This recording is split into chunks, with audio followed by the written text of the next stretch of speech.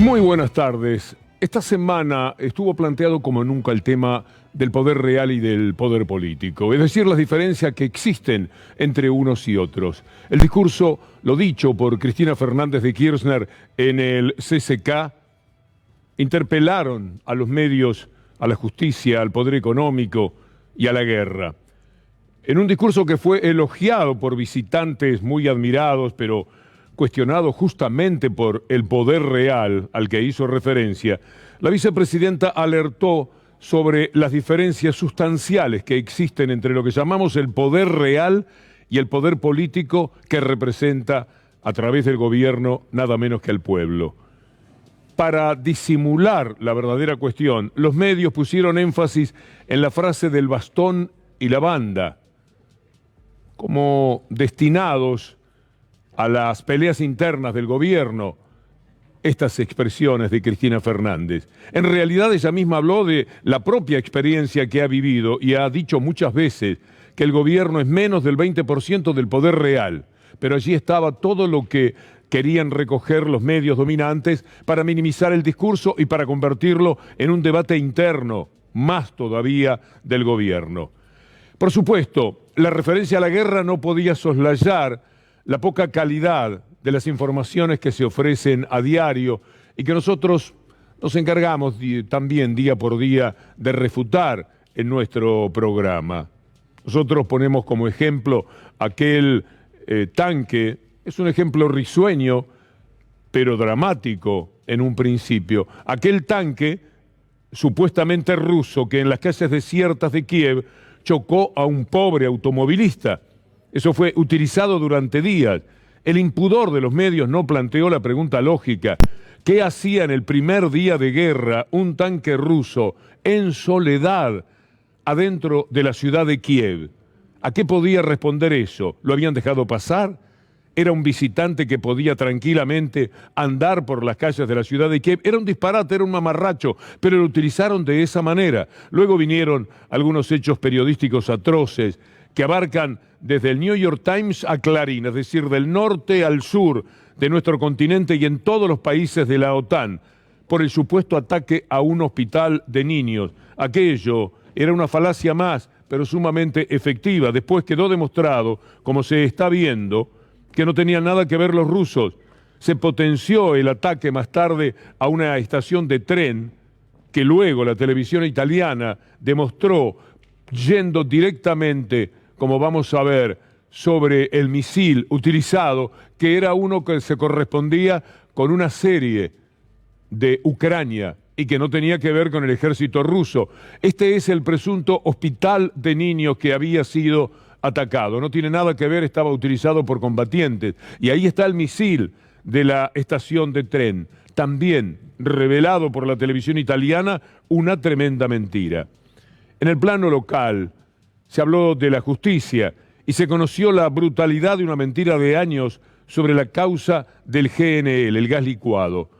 Una causa que fue armada por este hombre, a partir de este hombre, D'Alessio, sobre la pericia de un tal Cohen, cómplice de los Bonadíos, los Ercolinis, que falsearon todos los datos y que junto a Stornelli y D'Alessio, ahí presente, promovieron la causa que llevó a la cárcel a Devido y a Barata, y que tuvieron la intención de quitarle los fueros a Cristina Fernández de Kirchner. Este es el presunto perito que había hecho la presunta investigación, mintiendo como para que también Cristina Fernández, en vez de haber podido armar un gobierno como el que en este momento tenemos, estuviese presa, sin poder hacer absolutamente nada en lo político. Por supuesto, siempre se supo que era un disparate, pero hasta que se demostró la locura de la acusación pasaron años y recién hoy vinimos a conocer el uso vergonzoso de los medios de aquel episodio que había empezado con este hombre que todavía está en la cárcel. En la economía, el poder real multiplicó el precio de las tarifas por encima de lo permitido. El campo se hartó de sumar y sumar y sumar dinero sin querer ceder absolutamente nada. Las ganancias exorbitantes de las telcos, Cablevisión, Telecom, los de Clarín y los demás, superó todas las barreras de la moralidad. Eso tiene que ver con lo que se le prestó al campo y lo que ganó el campo en función de esto. Y ahí estaba Alberto Fernández cuando hacía la denuncia de la convivencia de la Corte Suprema con las empresas que dominan todo lo que tiene que ver con las telecomunicaciones.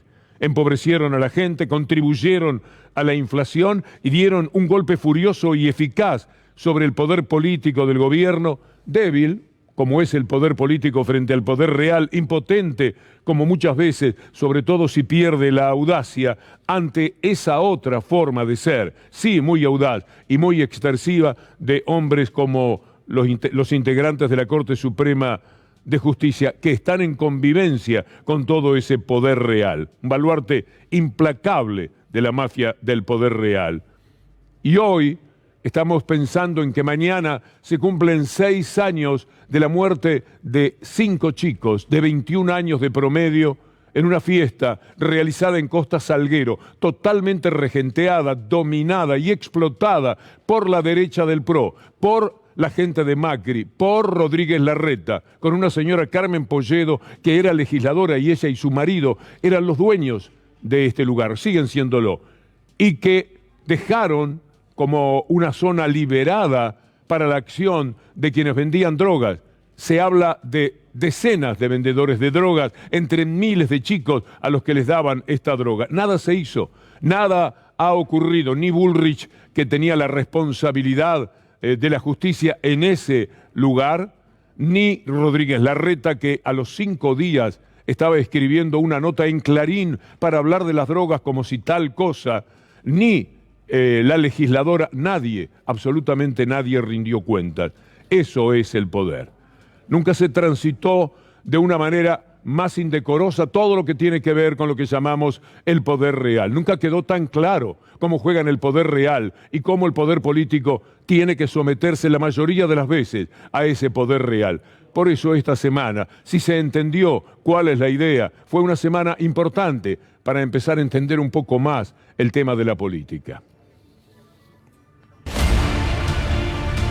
50 días de guerra que hoy trajeron una noticia negativa para Rusia, porque el buque insignia Moskva en el Mar Negro fue explotado. No se sabe si implotó en función de cohetes que tenían dentro del barco, esto es lo que dicen los rusos, o si fue por misiles, y esto es lo que dicen los ucranianos.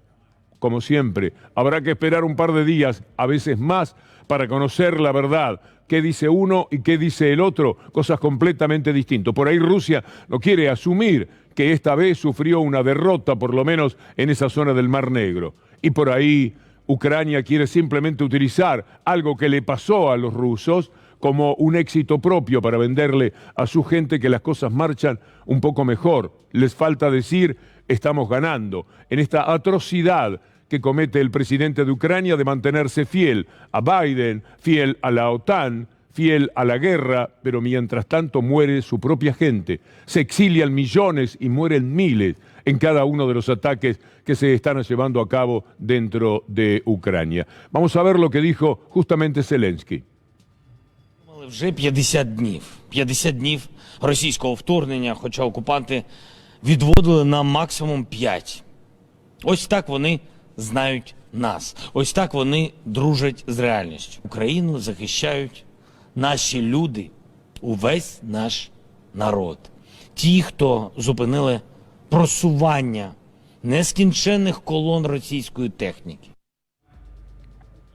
Bueno, este mismo hombre, el presidente de Ucrania, le pide a Biden que haga una declaración muy fuerte sobre los rusos. ¿Para qué si la vive haciendo todo? Ya ha dicho que es un genocida, Biden, de Putin. Zelensky le pidió a Biden que designe a Rusia como un estado patrocinador del terrorismo. Fue una llamada telefónica entre ambos. La verdad es que recurrir a Biden en este momento no parece la mejor idea, porque Biden no debe estar bien. Otra vez se perdió, otra vez se confundió, otra vez no sabía para dónde ir después de estar utilizando un atril desde el que había hablado. Vamos a recordar, esta no es la misma imagen de aquel día en que no sabía si ir para acá o para allá. como ocurre con el mundo. Estamos en estas manos, ¿eh? Este es el hombre que está regenteando que Estados Unidos y la OTAN manden a Ucrania a enfrentar a Rusia en una guerra en la que mueren los ucranianos, pero no norteamericanos, en la que mueren ucranianos, pero no soldados del resto de Europa. Le mandan armas a Ucrania. Esto es lo que hace Biden. Hay que estar muy perdido para que esa sea la gestión y la actitud del presidente de los Estados Unidos. Recién hablábamos de todas las mentiras que se han producido en este tiempo, que son parte de la guerra, lamentablemente. Mire usted este testimonio sobre aquel bombardeo que no existió.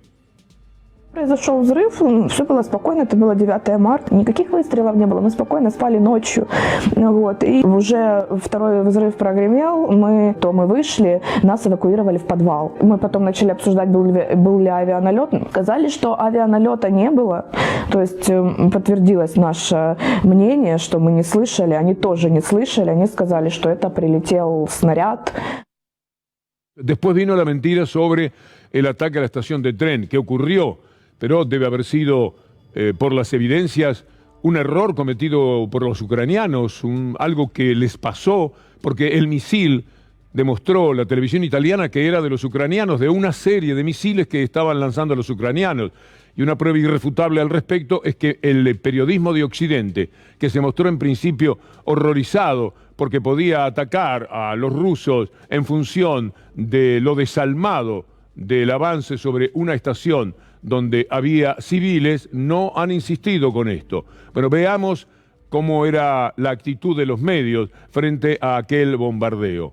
Decenas de muertos en un ataque de Rusia, al menos 50 muertos y 100 heridos en un ataque ruso. Esto era lo que decían los medios en la Argentina. Después vino la desmentida. Aquí tenemos un título de Página 12 que ya había tomado nota de lo que la televisión italiana estaba demostrando. El conflicto Rusia-Ucrania afirman que el misil que impactó en la estación ferroviaria de Kramatorsk fue disparado por Ucrania. Vamos a ver el misil porque vale la pena de dónde se saca la prueba de lo que está diciendo el diario Página 12. El misil que impactó a la ciudad de Kramatorsk en la provincia de Donetsk y que dejó al menos 50 muertos fue grabado por periodistas del canal italiano LA7. Podemos ver la grabación también si quieren, no será redundante, mostrando el proyectil. Ahí dice, nos llama nuestro enviado especial, Fabio Angeliquio, ahí están con el misil. Y cuando lo muestran, cuando lo exhiben, nos encontramos con que se trataba de un misil que era ruso porque la procedencia inicial era ruso, pero que lo tenían los ucranianos, y que la serie, el número que ahí está mostrando el periodista, indicaba de dónde había procedido ese misil. Todas han sido mentiras. Vale la pena recordar a aquella corresponsal que tuvo que pararle el carro, detener los disparates que estaban diciendo sus compañeros de la televisión, porque ella sí conocía qué era lo que estaba sucediendo, cuál era la verdad. You know, these days it's hard to believe anything that our leaders tell us because they've lied about COVID, they lied about Russia collusion, they lied about the Ukraine impeachment trial, and there's so much more going on in Ukraine that nobody is talking about. You see such dishonesty when it comes to the history of Ukraine. You see dishonesty when it comes to the Azov battalion, which is funded by the US and NATO. I mean, you can find pictures of them online holding up the NATO flag and the swastika at the same time. I don't like being lied to. And we're being lied to on an epic scale. When we're told your only choice is you have to be 100% with Zelensky, who's a puppet, who you can find on the internet in black stilettos and leather pants. Lara Logan se llama esta periodista indudablemente excepcional. En la cara le decía a sus compañeros la gravedad de todas las mentiras que estaban diciendo. También Anne-Laure Bonnel, una periodista francesa desde el Donbass, denunciaba cómo eran las mentiras y dónde se producían los bombardeos que tenían que ver con civiles. Les bombardements ou les exactions, elles sont russes ou elles sont russes ou elles sont ukrainiennes? Du côté où je suis, elles sont ukrainiennes. Les Russes sont au cœur du pays. Et côté Donbass, donc près de la ligne de front, à Lugansk, où je vais bientôt me rendre, c'est l'armée ukrainienne. Je suis désolée de choquer tout le monde. Non, pas du tout. Et je ne prends pas parti. Et je ne défends pas Poutine. Hein, c'est simplement, moi, je suis au plus près des civils. Bueno, esto es frente a las mentiras que se dicen, las verdades que conocen los que están dentro y no tienen interés, como esta periodista francesa, muy reconocida por otra parte por sus documentales, está mencionando. Después están las críticas a los intervencionismos. Pasa de todo en el mundo, todavía hoy. Solo que no lo miramos, solo que no lo vemos. Están anuladas prácticamente las informaciones de otros lugares. Hubo ataques tremendos en Israel, atentados que se produjeron en Israel, pero también hubo una reacción israelí que tuvo que ver con 150 palestinos en esta jornada. Es muy triste ya el hecho de que ignoramos lo que pasa en el resto del mundo, porque esta es la guerra que le conviene a Estados Unidos y la OTAN, esta es la que quieren promocionar, como un intervencionismo malo, mientras Estados Unidos ha intervenido y está interviniendo en tantos y tantos lugares, y ese intervencionismo les parece muy bueno, como el de la OTAN. Es muy interesante escuchar lo que dicen Pepe Mujica y Cristina Fernández de Kirchner, recorriendo casi la misma idea. No sé hasta cuándo la vieja Europa pretende sobrevivir a la sombra precisamente de la OTAN, y no sé hasta cuándo mantendrá la ceguera de no darse cuenta que necesita ser uno de los polos que decide e incide en la suerte de este mundo. Hemos denunciado el doble estándar en materia de derecho internacional de las potencias que se creen por encima del resto de los países y no respetan el derecho internacional. De hecho, la ocupación por la fuerza de nuestras Islas Malvinas encuentra al Reino Unido apoyado también por otras potencias que, cuando no les conviene apoyar una invasión, la rechaza, y cuando les conviene, porque son sus aliados, está todo bien. Entonces, dramáticamente, los argentinos y las argentinas, dramáticamente, vemos ese doble estándar en nuestra propia tierra, nuestro propio suelo. Cuando el otro día abrazaba a cada uno de esos veteranos, combatientes que trabajan en el Senado y a los cuales le dimos un diploma, los abrazaba, ¿qué le puedo hablar a ellos de la OTAN? Si la OTAN nos puso una base en Malvinas, a 14.000 kilómetros. Por supuesto que hay una doble vara en la guerra, doble vara para las intervenciones, pero también doble vara para quienes son los refugiados, para quienes están buscando la tibieza de países donde puedan ofrecerles una salida. Pueden ser ucranianos o no. Miren ustedes lo que informa el diario El País de España sobre los refugiados. Blancos y o negros, el dilema migratorio para el futuro de Europa. La Unión Europea se empecina en demostrar a la sociedad que Vox y su ejército de odiadores están en lo cierto. El valor de la vida humana es inversamente proporcional al oscurecimiento del color de la piel. Vean ahora lo que pasa en el Reino Unido. ¿A dónde van los ucranianos que son blancos? ¿Qué pasa con ellos? Llegan al Reino Unido las primeras 30 familias de refugiados ucranianos.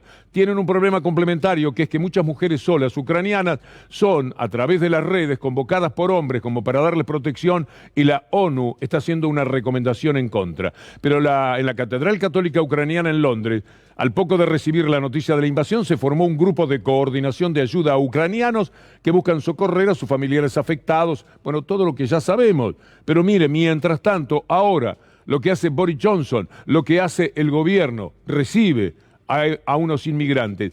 ¿Y qué hace? Desalmadamente con otros. Our new migration and economic development partnership will mean that anyone entering the UK illegally, as well as those who have arrived illegally since January the 1st, may now be relocated to Rwanda. This innovative approach, driven by our shared humanitarian impulse and made possible by Brexit freedoms, will provide safe and legal routes for asylum, while disrupting the business model of the gangs. No las propias, debe ser. Mire lo que dice ACNUR sobre los migrantes. Estamos hablando de ONU, naturalmente. Nos oponemos enérgicamente a los planes del Reino Unido de exportar sus obligaciones de asilo mediante el traslado de solicitantes a Ruanda. Las personas que huyen de la guerra, el conflicto y la persecución merecen compasión y empatía. No deben comercializarse como productos básicos ni transferirse al extranjero para su procesamiento. Y para terminar este recorrido de lo que ya es un mundo dañado, próximo capítulo de nuestro programa, le vamos a recordar lo que hizo el gobernador Abbott de Texas respecto al aborto. A bus from Texas has arrived this morning transporting dozens of illegal immigrants as part of Texas Governor Greg Abbott's new plan to counter federal immigration policies during an ongoing border crisis. Abbott announced just last week that he was directing the Texas Division of Emergency Management to transport migrants released from federal custody in Texas to the nation's capital and other locations outside his state. The bus pulled up at approximately 8 a.m., just blocks away from the U.S. Capitol. Fox News has learned that they come from the Del Rio sector in Texas after coming in to the U.S. from Colombia, Cuba, and Venezuela. Esto es lo que hace Abbott con los inmigrantes. Esto no era del aborto, que pidió 10 años de cárcel para quienes lo practiquen. No, esto tiene que ver con los migrantes que estaban liberando frente a la Casa Blanca. Los llevaron desde Texas, se lo mostramos ayer, desde Texas a la Casa Blanca, y allí en un acto simbólico los pusieron en libertad, como para hacer visible el problema que significa para él el mundo migrante. Nosotros vamos a hacer una pausa y cuando volvamos estaremos hablando de ese mundo dañado, pero también de los daños colaterales que eso produce en la Argentina y de los daños de la política y de los medios cuando entremos a hablar del poder real. El poder real. Comenzamos nuestro programa de hoy evaluando lo que ha sido una semana en la que mucho se habló sobre este tema. El poder real. El poder real que vivió dentro del lawfare en varios países. Ahí lo tiene a Lula en Brasil, a punto de ser nuevamente presidente. Pero Brasil se perdió muchos años con la inmundicia política que ha significado para Brasil y para el mundo Bolsonaro. Suspendieron la democracia. Hicieron una pausa que le permitió a las élites dominantes apropiarse de tantos elementos de la democracia como para que a Lula no le sea para nada fácil gobernar en el futuro. Lo mismo hicieron aquí e intentaron todavía cosas peores. Hoy conocimos, ayer en realidad, que el tema del GNL, el gas licuado, era lo que sabíamos desde un principio y lo que dijimos 1000 veces desde aquí. Era una mentira, era un invento, era un efecto del lawfare, mafias mediáticas, judiciales y políticas. La denuncia de Bullrich, de Pinedo y de Alonso. Mire qué trío. Ellos denunciaron lo del GNL, ha pedido la justicia, denuncien esto. Era claro como lo estaban haciendo, porque el motor de todos era D'Alessio y era Stornelli. Es una barbaridad lo que se hizo. Mire este destacado para que vea cuál es el punto de partida. Claudio Bonadío procesó, decía Clarín, con su gran entusiasmo de mafia, a Cristina Kirchner con prisión preventiva por la compra de gas licuado, con lo cual pedían que le quitaran los fueros y de esa manera poder meterla presa para que no pudiera participar de ninguna manera de elecciones ni nada por el estilo. Este era el intento de Bonadío, que tenía su correlato con Ercolini, ambos inmensos serviles para decir una palabra que no incomode, sobre todo teniendo en cuenta que Bonadío ha fallecido. Pero hicieron un verdadero desastre con la justicia. Y ahora mire los medios, mire lo que pasaba con los medios y los políticos, mire lo que es el lawfare en marcha y usted más o menos va conociendo ya cuál es el resultado de toda esta historia que cayó en el sobreseimiento natural e inevitable después de gravísimas mentiras. Con la justificación de la crisis energética, en la Argentina se compraba gas, mucho gas. Estamos hablando del natural licuado, pero parece que había sobreprecios. Esto investiga la justicia. Y Roberto Barata, ex subsecretario de Planificación, fue detenido en la jornada de ayer. Así detenían a Roberto Barata después de la orden de detención del juez federal Claudio Bonadío. Bueno, de esta manera se iba en el móvil policial. Allí algunos vecinos que le gritaban en el momento de la detención. Roberto Barata está preso ahora, pero él pasó de ser un taxista a ser la mano derecha del superministro Julio De Vido. Pasó de ser tachero a manejar un presupuesto millonario. El equipo de Néstor Kirchner era un poco la Armada Brancaleone. Entonces, si vos viste aquella película de la Edad Media donde un conde italiano iba armando un ejército con mendigos y con mercenarios, pero de mala mote. Bueno, un grupo de periodistas independientes que estaban naturalmente haciendo lo que les correspondía a ellos. La pata mediática es la decisiva. Después está la judicial, Bonadío, Ercolini, Stornelli.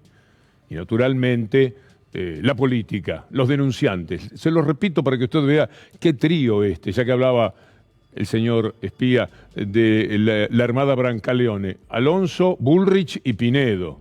No es poca cosa, ¿eh? Ahora D'Alessio, del que hablábamos en el comienzo del programa, cuenta cómo armaron la historia. Cuando se fue el gobierno, yo empiezo a trabajar ahí, codo a codo, con Stornelli y con Bonadío, que las primeras reuniones eran en una habitación del Four Seasons. Mira, esto no lo sabe nadie. Alquiló Bonadío una habitación a nombre de un Mr. Nadie, y usábamos una habitación, una suite chiquita, porque sabíamos que no teníamos cámara, no teníamos nada para empezar a hacer la causa para meter en cana a De Vido. A De Vido, a Barata, y va a ver a cuántos más que pagaron muy caro participar de la vida política y no estar en la vereda de la mafia de Héctor Mañeto de Clarín, de Alonso Pinedo y Bullrich, o de Bonadío, Ercolini y Stornelli. Es una verdadera desgracia no pertenecerles a uno de ellos. Es una incomodidad que puede terminar en la cárcel. Mire usted, mire ahora lo que es la información correcta de lo que ha sucedido. No había un solo elemento. El juez Ercolini tuvo que hacerlo. Ercolini, qué vergüenza debe tener ese hombre. No tiene vergüenza, así que no tiene nada. Sobreselló a Cristina Kirchner y a Julio De Vido. El juez federal Ercolini dictó los sobreseimientos, etcétera, etcétera. Permítame ahora escuchar a Roberto Barata, a quien los vecinos, a nombre de los canales de televisión que lo iban a buscar, porque naturalmente era todo un show muy pero muy bien montado, era una parte de toda la historia. Roberto Barata dice ahora, después de conocer el sobreseimiento, lo que vamos a escuchar. Yo recuerdo en esa oportunidad las palabras de Stornelli a viva voz, antes de derivarme a Marcos Paz, pidiéndome que me arrepienta, que si me arrepentía y decía algo de Cristina o de Julio, entraba y salía de Marcos Paz en 2 segundos.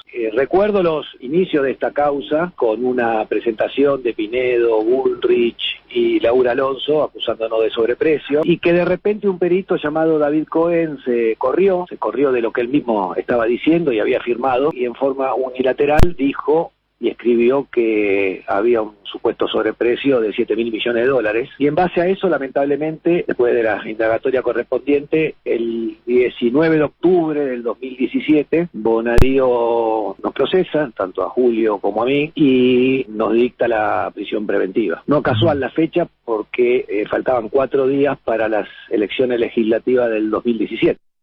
Un estudiante que por primera vez va por la escalinata de la Facultad de Derecho a su primera clase, nada más que por amor a la justicia, se enteraba de que el sobreprecio denunciado era de $7.000 millones, ya tenía motivos para sospechar: esto es una porquería, esto no puede caminar de ninguna manera. Solo en la mente de Bonadío, de Ercolini, de Stornelli, de Clarín o de los denunciantes esto podía tener alguna posibilidad. Pero lo usaron políticamente durante años, tanto que metieron presa a estas personas. Mire lo que es Cohen. Cohen es un perito que fue llamado por Bonadío. Hubo otros peritos que podían haber participado, pero Bonadío dijo no, que sea Cohen. Armó un peritaje que presentó a Bonadío el 8 de agosto del 17, insertó declaraciones y datos falsos, plagiados del Rincón del Vago, aunque le parezca mentira.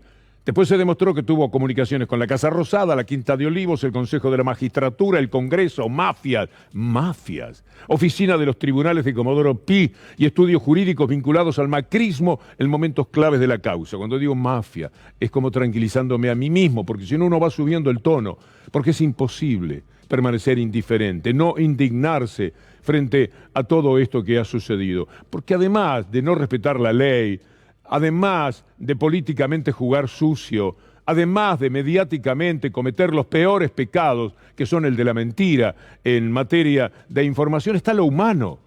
¿Cómo duerme esta gente sabiendo que tienen presas a personas que no tenían que estar así sino en su casa como están ellos, en la tibieza del hogar? Es humano también el tema. Esto del lawfare, esto de la criminal derecha política que se tiene en la Argentina. Ahora mire cuántas personas fueron sobreseídas por esta decisión de Ercolini. Mire qué cosa tan graciosa el mundo. Ercolini ahora sobreseyéndolos a todos. Cristina Kirchner, Devido, Barata, Cameron, Fagbas, personas que tuvieron que afrontar el proceso y todo lo que implica un proceso de esa naturaleza.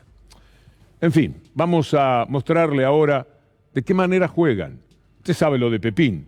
Lleva como 500 días fugado en Uruguay, donde naturalmente tiene un gobierno cómplice del anterior gobierno de la Argentina, y hacen todo lento. Nunca va a venir Pepín, no se va a presentar cara a cara ante la jueza Servini de Cubría, porque apenas habla compromete indudablemente a los sectores políticos que están esperando la próxima elección. Todo tan atroz, tan bochornoso, que cuesta explicarlo, porque uno dice, por ahí están desconfiando. De todas maneras, en su trabajo de ciudadano, usted tiene la posibilidad de saber qué hizo Pepín, de qué se lo acusa, por qué no viene, cuánto hace que no viene, cuánto hace que está en el Uruguay ni siquiera escondido, como un ciudadano que lo pasa fantásticamente con todos los dineros que tienen que ver con la protección que él recibe. Hoy La Nación pone un título gozoso, porque son parte todos de la misma mafia: escándalo, censura y persecución en el Parlasur. El que escribe es José Torello. Escándalo, censura y persecución en el Parlasur, un tipo del PRO.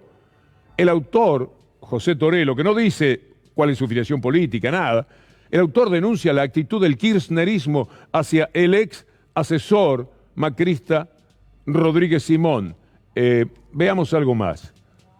Al ser aludido con inexactitudes y mentiras, escribe el tal Torello, Rodríguez Simón pidió la palabra para explicar que no se encuentra prófugo ni buscado por Interpol. Ah, no, sino que se encuentra a derecho y con libertad ambulatoria por todo el Uruguay. ¿Qué más escribió Torello, hombre del PRO? Que ya le vamos a decir alguna cosita respecto a Torello para que usted vea las condiciones morales dentro de las que ha desenvuelto su vida. La escandalosa prepotencia con que la bancada kirchnerista del Parlasur alteró el funcionamiento regular del organismo y le impidió ejercer sus más elementales derechos en ese ámbito, sumada a la continua campaña de odio, difamación y desprestigio desde la cadena de medios de sus perseguidores, confirman que el kirchnerismo busca proscribir políticamente a Rodríguez Simón por su exitosa y legítima gestión como asesor del gobierno porteño.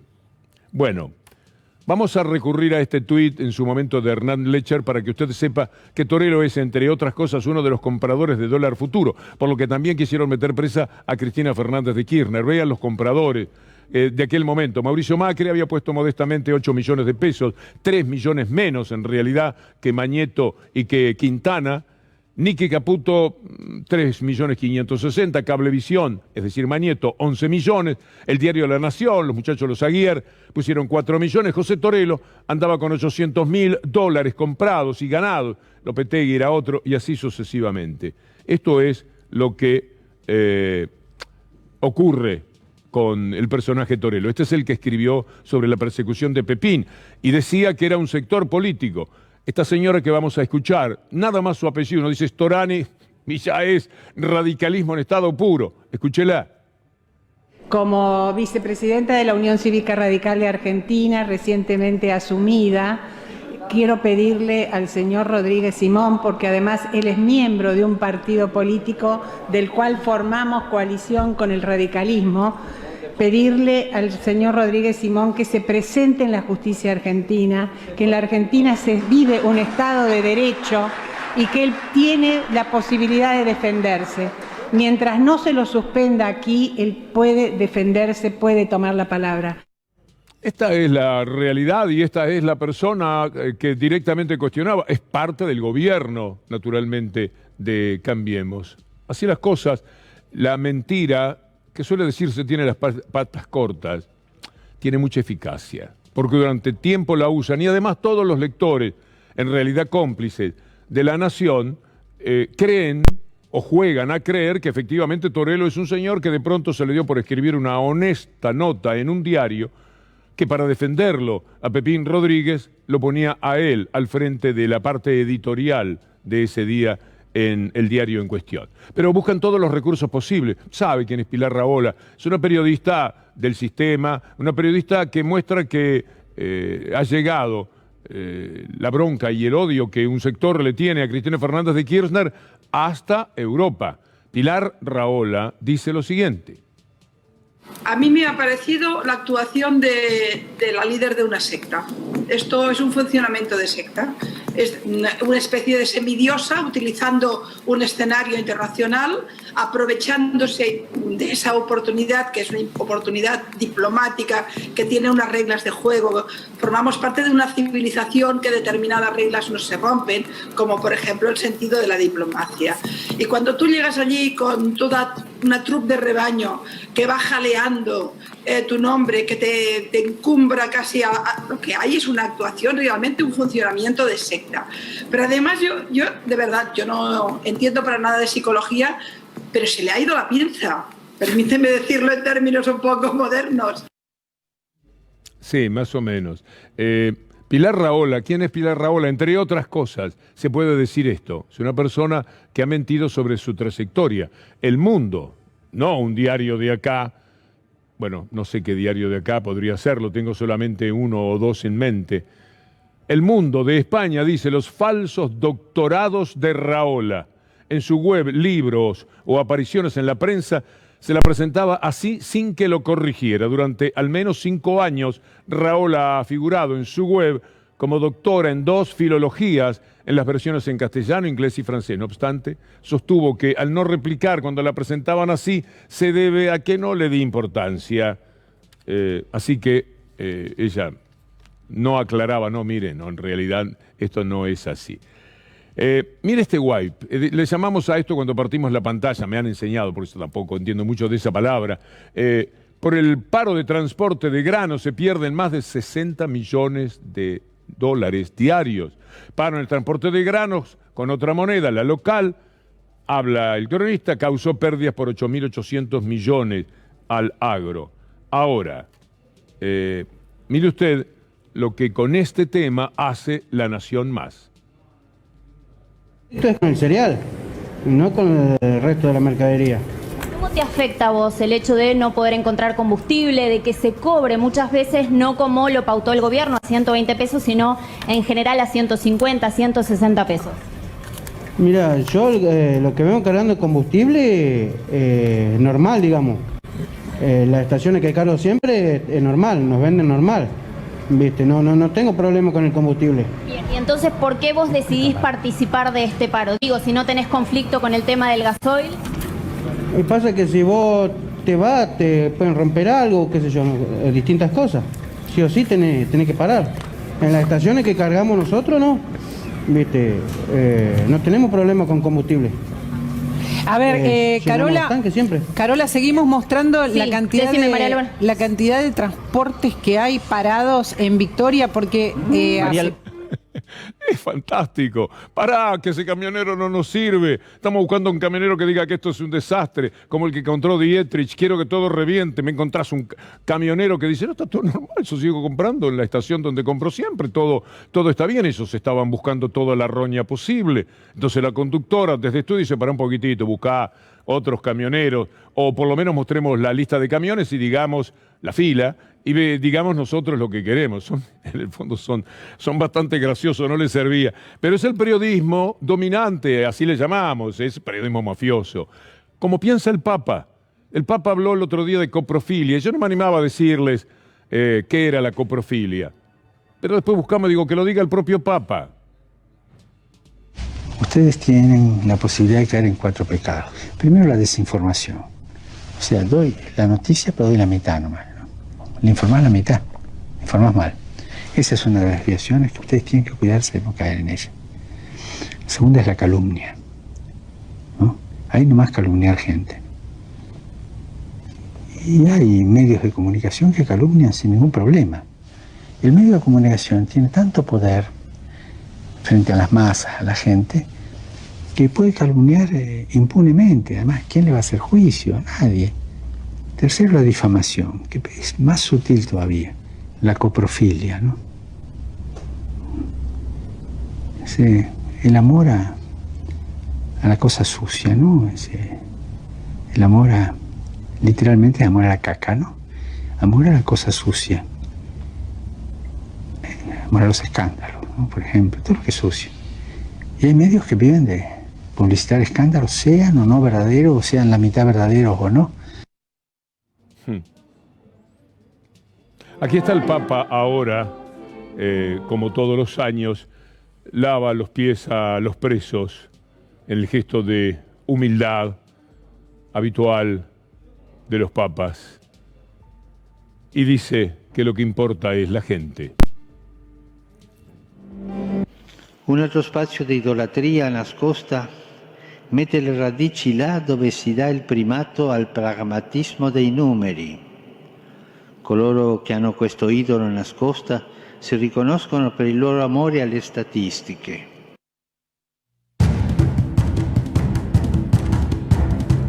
Y después tenemos la injusticia social.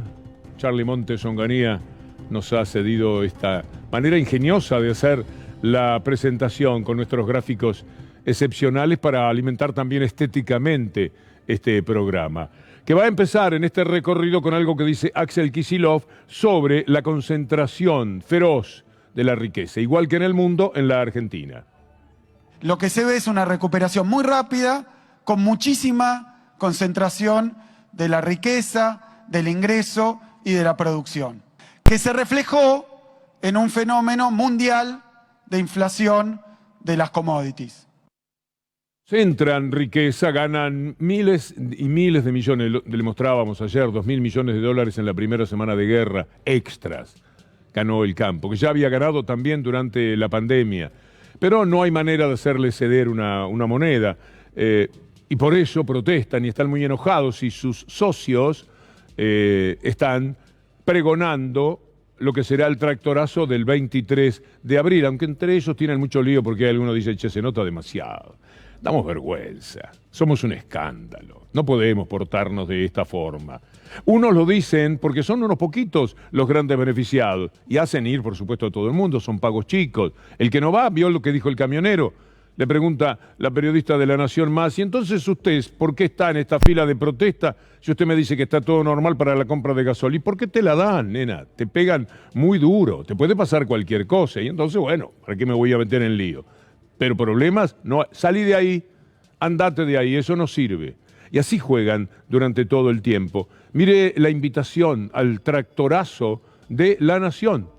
Por estas calles será el tractorazo en Buenos Aires, día y horario. No sé si podemos abrir un poco esto. Por estas calles será el tractorazo. La movilización comenzará el sábado 23 a las 8 en el cruce de la Ruta Nacional 8 y 193. Estarán 2 horas y media para esperar la llegada de todos los que participan, para luego a las 10:30 iniciar la marcha hacia la ciudad de Buenos Aires, en donde a las 12 en Avenida del Libertador y Udaondo se unirán los tractores, luego todos juntos, en camionetas y tractores, en banderas y cantando el himno. No, esto fue por mi cuenta, no dice eso ahí. En camionetas y tractores seguirán su recorrido por Avenida del Libertador hasta Plaza de Mayo, en donde se estima arribar a las 15 para pelear por sus derechos. ¿Qué dirá de todo esto el ministro de Economía, Martín Guzmán?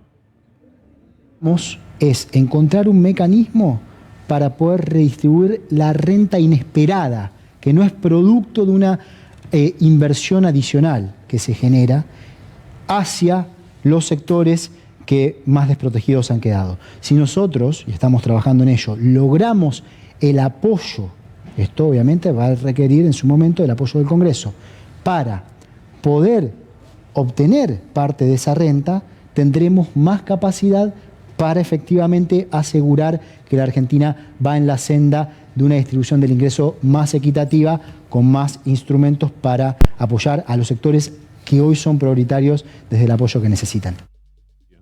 Al otro día teníamos a La Nación con este título: el campo rechaza la idea de crear un impuesto a la supuesta renta inesperada. Pero el poder real es igual en todos lados, en la aldea pequeña nuestra o en la aldea global. Si usted va al Reino Unido, allá los que la embolsan son los petroleros, los que venden ese producto, no los camperos como acá. Y entonces hay una renta extraordinaria. No quieren ceder absolutamente nada. Y un hombre del Partido Laborista está diciéndoles, el quien dirige el Partido Laborista, Keir Starmer, les dice, por favor, aflojen un poco. Es el mismo panorama, es la misma historia en todos lados. Acompáñeme. Very strong proposals on the key issue at the moment, which is the cost of living crisis. So as I go around Scotland, go around anywhere in the UK, the thing that's coming up over and over again is people saying, I can't afford to pay my bills. What are you going to do about it? So the Labour Party says, we're going to have a windfall tax on oil and gas companies in the North Sea, profits they didn't expect to make because of the high global prices, use that to reduce energy bills by up to £600 for those that need it most. Es igual. Parece tan criterioso lo que dice ese señor como lo que aquí se pueda señalar también de la misma manera. El árbitro es el gobierno. Vamos a ver, no solamente hay que tener ideas durante un reportaje, Martín, hay que ir a fondo con esto. Porque si no, la derrota, ya no se aguanta una derrota más. De verdad, estamos muy cansados. Le ponemos paciencia, le ponemos onda, le ponemos ganas, le ponemos hasta afecto a todo esto. Me da la sensación de que en este caso, ojalá no me equivoque, estoy hablando por muchísima gente que siente lo mismo. Hemos querido hacer todo lo posible, hemos empujado, hemos creído, hemos acompañado, pero estamos esperando otra cosa. No pueden ganar siempre los malos, no pueden ganar siempre las mafias, no puede llevársela toda Cablevisión con Telecom, no puede quedársela toda para sí el campo. Esto no es justo, no está bien, no puede Arcor y todas las demás empresas pasar de 8.000 millones, que ya era una ganancia atroz, tremenda, a 20.000 millones, pero tampoco le alcanzan 20.000 millones. Entonces algo hay que hacer. Y no es con ellos, cada vez que yo escucho la palabra consenso, acuerdo, nos vamos a sentar a una mesa, tenemos que construir puentes, tenemos que hacer un país en el que todos pensemos en todos. Esos no lo entienden, no lo van a entender nunca. No es que no lo entiendan, sencillamente no quieren, no se les antoja. Así que la idea, ya rápidamente refutada por el diario La Nación, ya el campo estaba en pie de guerra, por la idea que más o menos estaba insinuando Martín Guzmán, la idea hay que ponerla en práctica, hay que llevarla a cabo si se entiende que es lo justo y lo que corresponde. Y no dar más vueltas. Esperemos, todavía hay 1 año y 9 meses para que la pelea sea distinta, para que sea un poco más representativa de aquellos que eligieron al gobierno. Sobre todo hay una parte que está con mucha preocupación, con mucho dolor, porque las cosas no están saliendo como las soñaron, ni de cerca en algunos casos. Por ejemplo, en la pelea con el poder real. No hay manera de establecer un puente, no existe eso. Son puentes rotos. De un lado ellos están gritando y el puente son sus palabras y sus amenazas. Y del otro lado no se puede estar obedeciendo, aferrado al puente tratando de levantarlo. Si no ha ayudado, no ha servido. Y lo mismo pasa en el Reino Unido. Unos son de campo, otros son de petróleo, otros son de las grandes empresas. Uno se llama Elon Musk y tiene 277.000 millones de dólares y otros mueren en las calles de Nueva York o de Filadelfia o de Los Ángeles, más bien del lado este de los Estados Unidos, donde se dan temperaturas atroces. Por eso es que se está esperando siempre que el discurso tenga el énfasis que tuvo cierto hombre que un día como hoy, 15 de abril de 1953, estaba hablando en la Plaza de Mayo, vaya imaginando quién, ¿contra quiénes? Los especuladores de precios. Y estaba embalado contra los especuladores de precios. Y le decía, la muchachada le decía, hay que dar leña. Y él le respondía, bueno, entonces empiecen ustedes también a dar leña. No es que esté tratando de sacar la voz como él, directamente lo vamos a escuchar a Perón.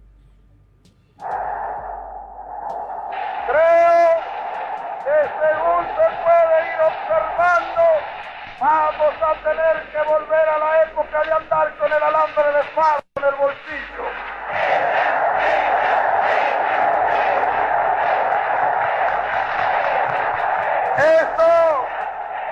Eso de la leña que ustedes me aconsejan, ¿por qué no empiezan ustedes a darla? Con referencia a los especuladores, el gobierno está decidido a hacer cumplir los precios. Las medidas adoptadas y las penas impuestas a los que intentan robar al pueblo dan pruebas de la enérgica determinación tomada por las autoridades. El que atenta contra la estabilidad de la familia atenta contra la patria. Luchar contra el agio cuidando cada uno lo suyo es luchar en conjunto en salvaguardia de la comunidad.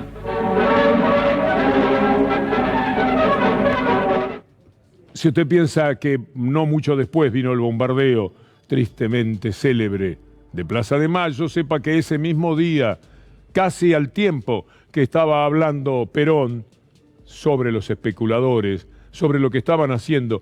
¿Cuánto va? Desde el 53 hasta acá, siempre la misma historia, siempre ellos, de un lado, robándose, tomando toda la renta, y del otro lado el pueblo, y en el medio tiene que haber alguien que tenga esa energía. Mire lo que pasaba casi al tiempo de ese discurso de Perón. Bombas en los subtes, después hubo otro tipo de ataques, algunos radicales se hicieron cargo de esto, pero también hubo ataques, represalias sobre los radicales. Fue algo muy tenebroso lo que sucedió en aquel momento. 70 años de lucha contra el poder real. Veo que ya está pronta Daniela Ballester para la muy periodística continuidad de C5N. Estuve viendo también que está Fernando Borroni, así que nosotros pasamos a decirle muchísimas gracias, a desearle de lo que queda del fin de semana largo, esté en el mar, en la montaña, en alguno de los rincones bellísimos de la República Argentina, o acá de visita en Buenos Aires, porque también sucede al revés, en un buen teatro, en un lugar que le dé satisfacción para disfrutar de esto que también es un orgullo del país. Las capitales de los países, particularmente Buenos Aires, lo son. A todos les deseamos lo mejor y les agradecemos habernos acompañado.